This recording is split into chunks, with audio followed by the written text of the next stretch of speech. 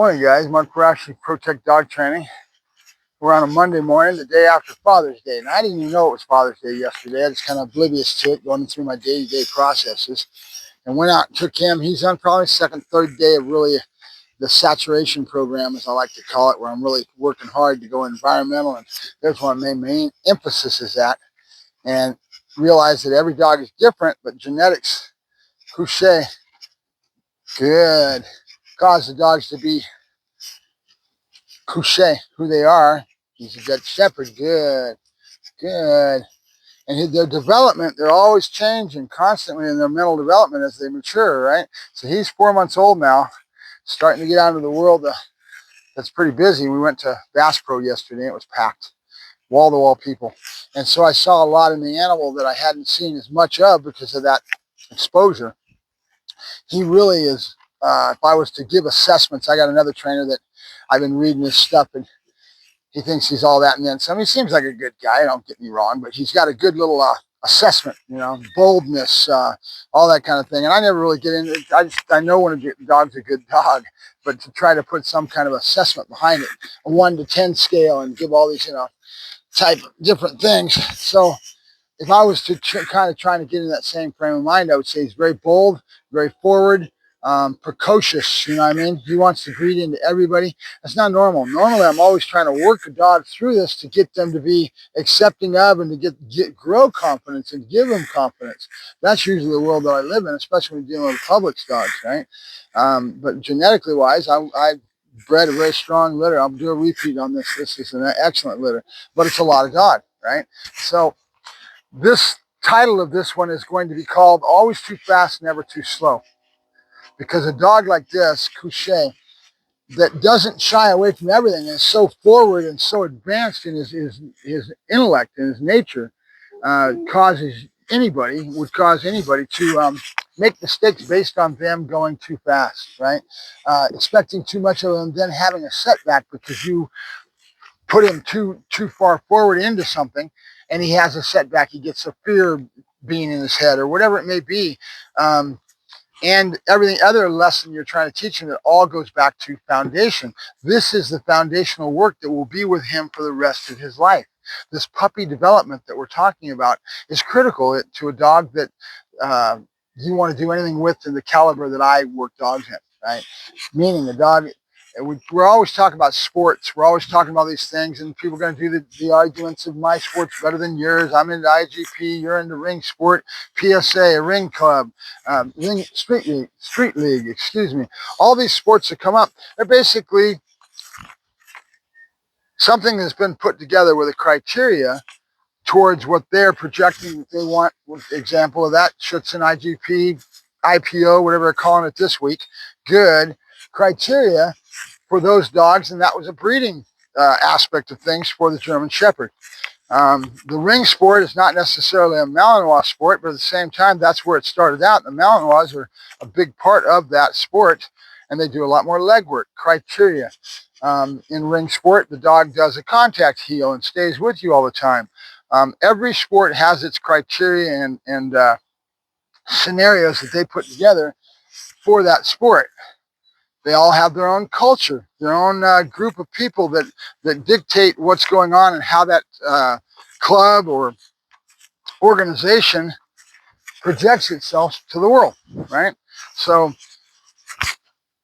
good. PSA is a great example of that, how it's come and exploded over the last 5, 6, 8 years, where now you have it growing leaps and bounds, and these kids are all buying suits and getting out there catching dogs.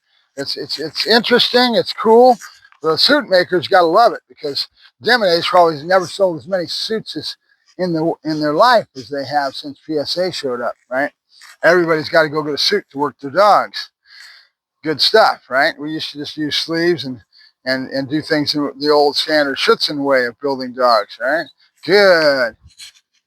And then you've got personal protection trainers. You got more of street training, more of a inner city mentality type of outlook, as I like to call it, with these guys getting into the herders, mixed breed, basically, going back to the pit bull and creating that.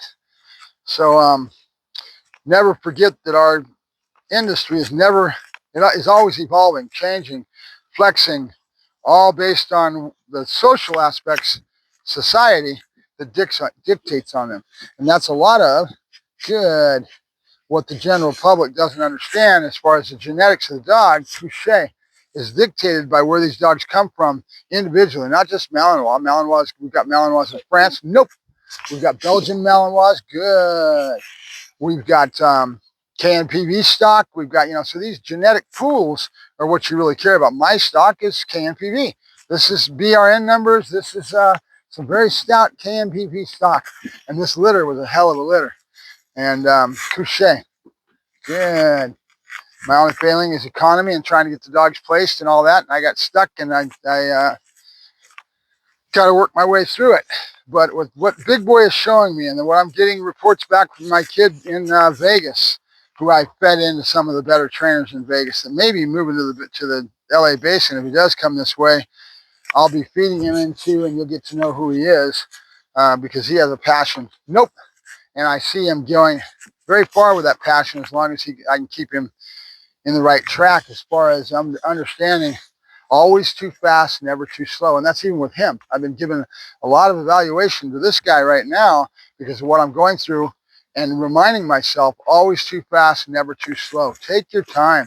You're a lot better served to go step by step by step and do the right thing at each stage, and take your time. If you go too fast, you'll get a little bit too scattered. Yep. And you lose that foundational solidity. It's solid. The foundation is everything. It's what you lay everything else on, right? When you build a house, that foundation is everything. You get that house. Nope. Couché, correct. Couché, correct. Nope. Good. There you go. Good. Good. So what I found out about this guy this weekend, he's very bold, very forward, wanting to go into everybody and greet everybody, be everybody's friend. That's not as normal as you would think. Normally, I'm always trying to build weakness into strength and trying to get the dog to go forward and be doing what I need to have him doing. This guy's going into everything. Could be a problem. The only thing that set him back at Bass Pro with all those thousands of people and everything was, and there was hundreds of, maybe a good 1,000, maybe a good 2,000 that were there yesterday. It was busy. How many people they had come through and how many head count did they have at the end of the day, I don't know, but it was a busy day on the freeways everywhere. And you guys that were observing Father's Day, all the families were getting together, that's for sure, and that's good stuff. It looked like a lot of people were out there enjoying their families and getting together, and we need more of that. That was good stuff. Nope. Nope. Couché. Good. So let's talk about that a little bit. So I've got a very unusual beast in the fact that I've got a lot of dog. This is a lot of dog. And it's a dog that could go sideways on anybody that doesn't have a proper relationship dynamic as he grows into himself, right? I'm always telling people, be careful what you ask for, right? Good. Not that he's a bad dog, he's just a lot of dog, right? Good. So my head is really going after, thinking forward thoughts. So what I'm going to do with him in the next month or so as far as his development. So what I was just talking about is very important. Always too fast, never too slow. Good. And that's one of my mantras that I'm always talking about for anybody who's been watching my videos for any length of time. Come here. You go. You are with me. With me. Yeah, good boy. Good. Yes, good. Hup. So one of those things is we know we've got to work him into a pinch. He's a little too young for it now, so how would I do that in a better way, in a better fashion that would go towards the values that I'm talking about? It's always too fast, never too slow, slowing down. That would be leash pressure, right? He needs to learn leash pressure to give to that leash pressure with a slip leash so that before we go into cranking on him with a pinch collar, right? Yep, good. So you do that at home in your neutral lab at home and or wherever your neutral lab is at. Nope. Good. Can you see how wound up he is? And I could flow into some pretty good training, but I'm going back to my teaching the dog to settle. And Justin Rigney, going away from that, talking about Justin Rigney, there's a lot of times that Justin will get in on topics and start talking about things and reposting videos of things that are happening and all that. And he expresses his views based on a lot of years of experience doing what he's doing. And he lately, I've caught in on something that I agree with totally, and I'm already in the same realm as him in my mental attitudes. You hear me talking about getting the dog like this, and Malinois, Dutchies, things that are high drive, working dogs that we've got to develop. And I've been getting into the same thing. And he's realizing that these dogs don't need to be spun off the wall and wound up so high at a young age that their brain doesn't have the chance to develop and they don't learn to settle, right? So you have to compartmentalize all this stuff. Not that you can't go out and do bite work. It's that you have to understand, couché, that doing that to a young puppy and bouncing off the walls and all that is not advantageous to your development of a very stoic, very easygoing dog with a lot of presence. And then when the balloon goes up and you have to really use that dog on a real footing, that dog has got the stability and the clear-headedness, right? You always talking about clear-headed, right? And you always hear that term in dog training all the time. And so that's very important that he knows and learns with capping, with all kinds of things that we'll be doing with him. That's one of the reasons I do my 2-ball so much. I'm teaching the dog to take his brain from one state of mind to another in an easy fashion and to make it easy for him so that he doesn't stay wound up. Meaning, if I can't get him to go from 1001, where he's all pitched up and wound up because he's going after the bad guy and doing civil agitation or whatever it may be, and just say nope, and then go right back down to 0, that's not a good thing. I want to be able to go to 0, and I want to go into places in that 0 state of mind without the dog winding up and being a nut, right? It's real important. I think Justin videoed it the other day. And where does this come from? In my mind, it's not just Justin talking about it. It's me experiencing it. I had a dog a year or so ago with a Malinois that these kids had taken out, and they were, doing their crossbreeding with bull herders and all that. This wasn't a bull herder, but Malinois with the young kids just getting started in the industry. And they were going out and doing their line agitation with their flirt pole. They love to wind these dogs up, and they think that's everything. And with these certain breeds, couché, you don't need to do that. And when you do that, you end up taking that brain and bouncing around the walls like it's a friggin' ping pong ball. And then the dog's brain won't settle. It took me 2-3 months to get that dog to understand capping and all the stuff. And then he matured. He's turned into a dang good job. The gentleman's already flipped the dog. He's got a family, and the dog's doing great. He gets him back on boarding every now and then. I see him go out and work the dog. The dog does great.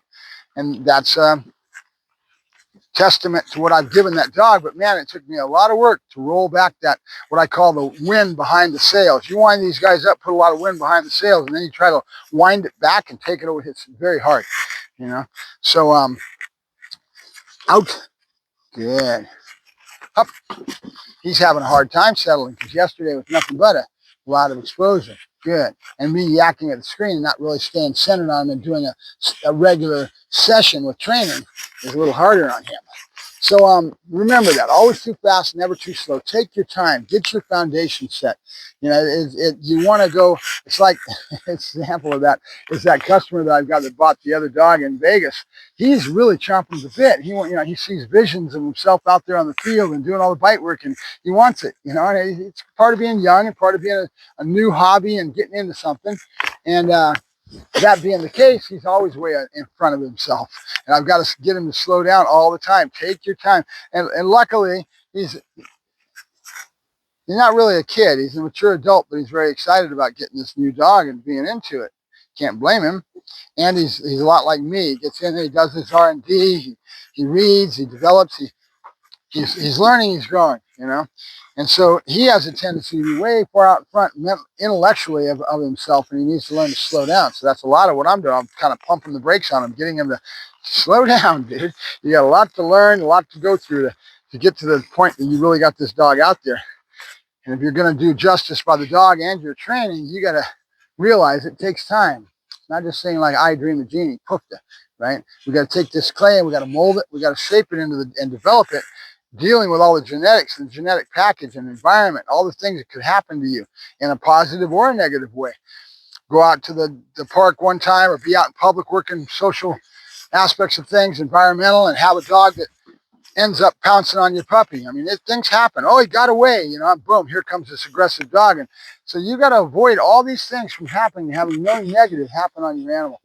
So back to what Justin was talking about. What he's talking about is for years and years, we have went over to Europe and bought these dogs, law enforcement, etc.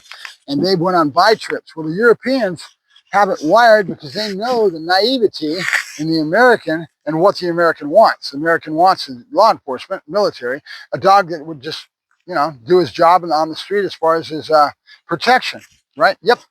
So that being the case, they wind those dogs up pretty heavy before they get any buyers coming over to look at them. And they do all this groundwork before. And so what they do is they create that little ping pong ball we're talking about where the dog doesn't know how to settle. And that causes all kinds of problems. He was talking about it and he showed a video of a dog that nuked one of these guys that was officer that couldn't even reach into the dog's kennel without the dog nailing his ass, right? So that sort of thing.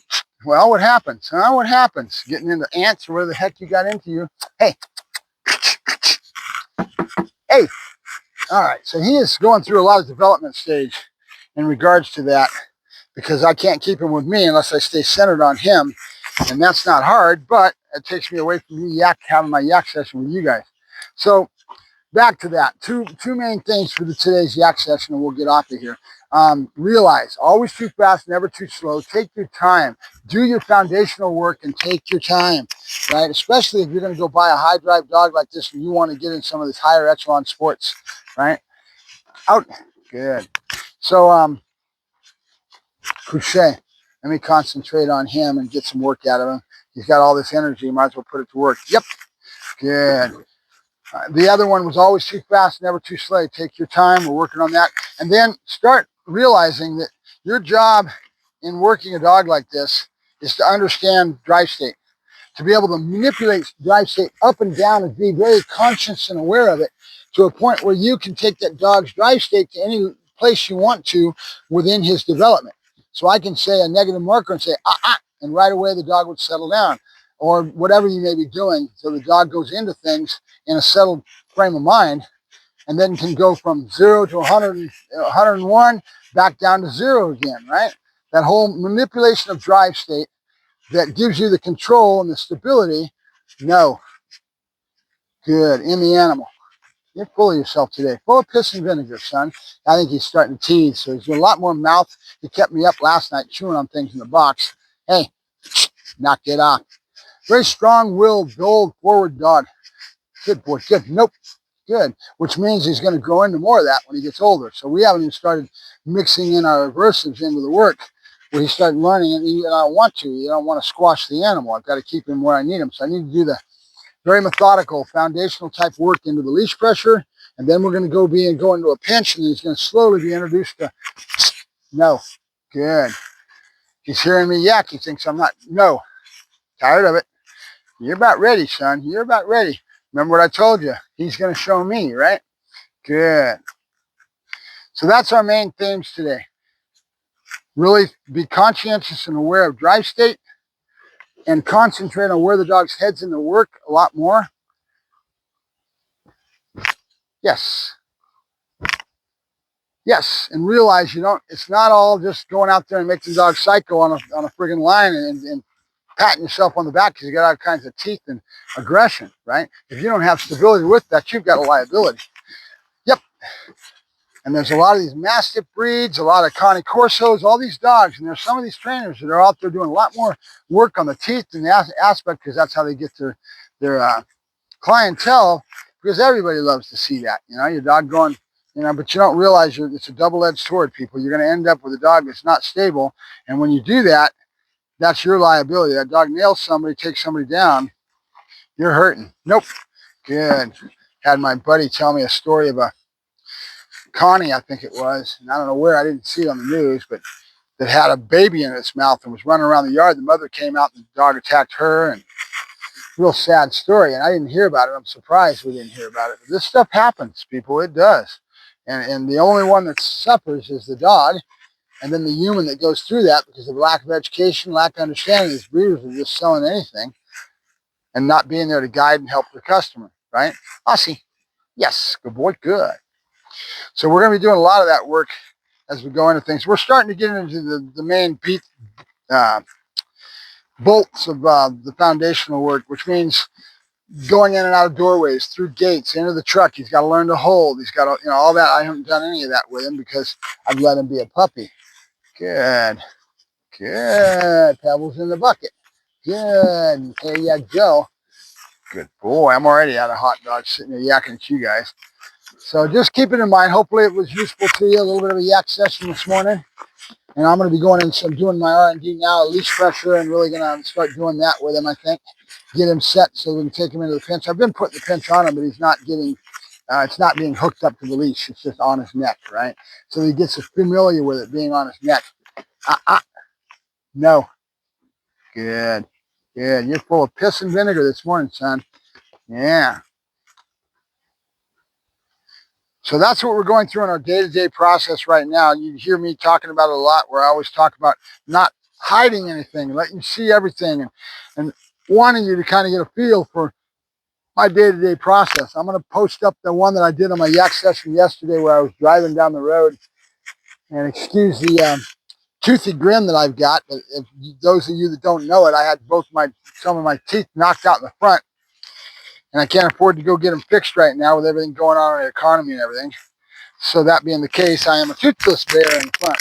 One of the dogs came out of a crate all excited and smacked me in the head with his forehead and took out my teeth in the front. So it is what it is. Part of getting older, guys, going through the trials and tribulations of these little things, right? Good. So we're done with our session with him. It really wasn't a real session. Out. But this is the sort of thing we're talking about. He's growing into himself. He's getting cockier. He's getting more full of himself, just like a young teenager that thinks they know everything, right? Or some of these kids come at me and think they know everything. So it's the same thing, but that's what he's growing into right now. He's going to have to be checked here pretty quick as far as putting in some conformity into having to work, whether he likes it or not, and a work ethic and everything else that he needs to have. Longevity, and then I think I'm going to be doing a dopamine box with him a lot, teaching him to stay centered and concentrate, stay centered. Nope. And that's what a dopamine box is all about, along with many other facets of things you can use it for, but it's a concentration tool. Good. And dopamine would be the chemical that gets raised when they're in anticipation of what's going to happen next. That's the dopamine bump that happens right before they get rewarded. It's not the reward that gets you what you need. It's the dopamine dump that you got to learn to manage. Nope. And that's what a dopamine box, that's why they call it a dopamine box, is all about, that kind of work, right? So we're going to go in some of that and use that to teach his brain to settle a little bit more and stay focused and centered, and that helps you with your longevity at the end of the work. Because a dog like this, very easy to go from one spot to another. See how many times he's done that? He's in the dirt, and then he's into me, and he's in the back into the leash. He's all over the place this morning. He's just full of piss and vinegar. Yeah, we're going to have to come out and get my stick and beat you. Yes, we are. Yeah. All right, out. Good, good. Nope, out. Good, good. Couchette. Good boy, good. That's my boy, good. Good. Big boy? Yep, good boy, good. We're done. Come on, we're done. All right, guys, Mark Ferrasci, Protect Dog Training, just kind of yak session today about what's going on with him and our development stages. Big boy, come on, let's go. Up. Good. You like that leash, huh? Yeah, little fake leather leashes they got on the market. I can't think of the name of this stuff. Out, because I don't usually use them, but this is one of the first ones I've had. I like it. But it makes him want to really chew on it a lot more. Out. All right, you ready? Let's get this off, play a little ball with you, and you go when I'm done and back into the house. I hope I'm going to take that ear up, I have a feeling. But it'll go one day, all of a sudden it'll be up like it is now, and then it'll drop. So I'm thinking when the calcium comes back, but I don't want to trust it either. Good. All right, let's get you. Ah, good boy, good. Ooh, he's ready. Yes, he is. So this is a day after him being probably a lot of exposure yesterday. We went down and had my buddy flip a sack at him, and then we went down to Jasper on the way back up the hill. And then we went to the park and we got up there, and the grocery store, the park was a work session. It's all new to him, right? All this little stuff is new to him. Going up and over the benches. I gotta be careful, he doesn't hurt himself out. So I'm teaching him.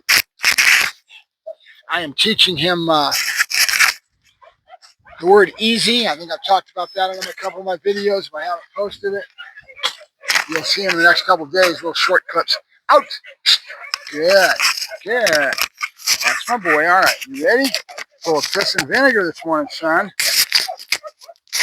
Good days, bad days, all that stuff that happens. Let me do this last routine we got. You ready? Ready? Good. Asi. Kusha. Good. Yes. Good boy. Good. There you go. Good. God. Good boy. Good. Good boy. Good. Out. Yes. Good boy. Good.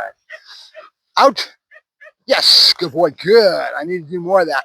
More to the left instead of my right hip. I usually always do it to the right hip. So you got to balance it. Everything's got to be balanced. Out.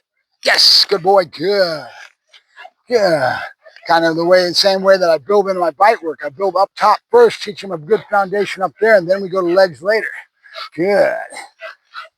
Out. Yes, good boy. Good. He's got that wired. Yes, good boy. Good. There you go. Good boy.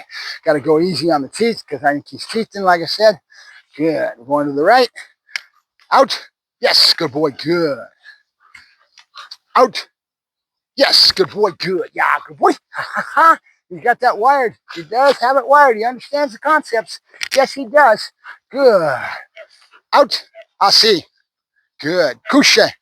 Nope. Good, good, good. Good boy, big boy. Good, big boy. Get it, get it, get it, get it, get it. Oh, did the babies. Doing good. All right, Mark Ferrasci, Protect Dog Training, signing off. Hell of a dog, buddy. You are a hell of a dog. Yes, you are. A lot of dogs, like I said before. Be careful what you ask for. Good. But those that are good enough to handle a dog like this and have enough skill in their repertoire and all that, this is a hell of a dog to really get some experience with. Out. I see. Good. You ready? Ready? We're done. We're done. No, we're done. Good. We're going to go get something to eat. You hungry? Are you hungry? Come on. Let's go. Go get something to eat. No, quit. You're going to learn not to do that too as we go along. A lot of screw to still tighten down there, buddy. You better watch it. All right. Talk to you guys later. Mark Ferrasci, Protect Dog Training, and Big Boy.